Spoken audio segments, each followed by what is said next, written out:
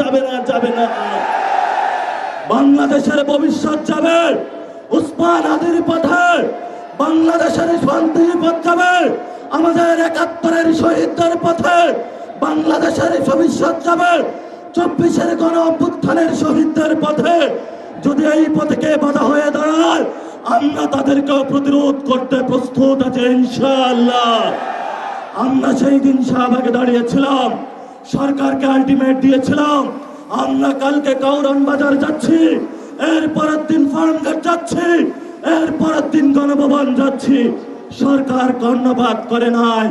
আজকে আমরা পল্টন মোড়ে দাঁড়িয়েছি। আপনাদের জানাশোনা থাকার কথা, ইলেকশনের পরে আমাদের 11 দলীয় জোটের প্রথম প্রোগ্রাম বাইতুল মোকাররমে হয়েছিল। আজকে আমরা আরেকটু এগিয়ে সেখানে প্রোগ্রাম করেছি।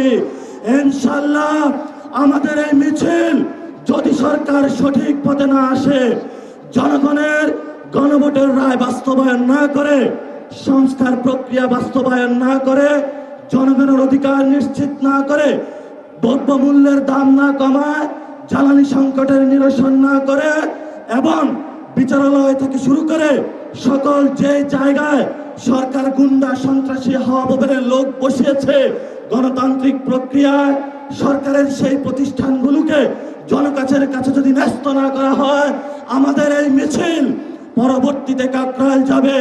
এক এক করে সরকার যে পরিকল্পনা করছে বাংকার বানানোর জন্য, আমরা সেই বাংকারে গিয়ে উপস্থিত হয়ে বলবো বাংলাদেশ স্বাধীন। সেই স্বাধীনতার আওয়াজ দিয়ে আমাদের এই মিছিল চলবে, আজাদির সংগ্রাম চলবে। আপনারা দেখেছেন পার্লামেন্টে আমরা যেমন ডিসিপ্লিন, রাজপথ ডিসিপ্লিন। সরকারের প্রশাসনের ভাইদেরকে বলবো, আমরা এখানে ডিসিপ্লিন কায়দায় আছি, ভবিষ্যতেও থাকবো। অতীতে যেই ধরনের জনহয়রানিমূলক প্রোগ্রামগুলোতে কোনো কর্মসূচি আপনারা বাস্তবায়ন করেছেন, সেইভাবে যদি কোনো কিছু করা হয়, আপনাদের সাথেও আমাদের প্রতিহত হবে ইনশাআল্লাহ।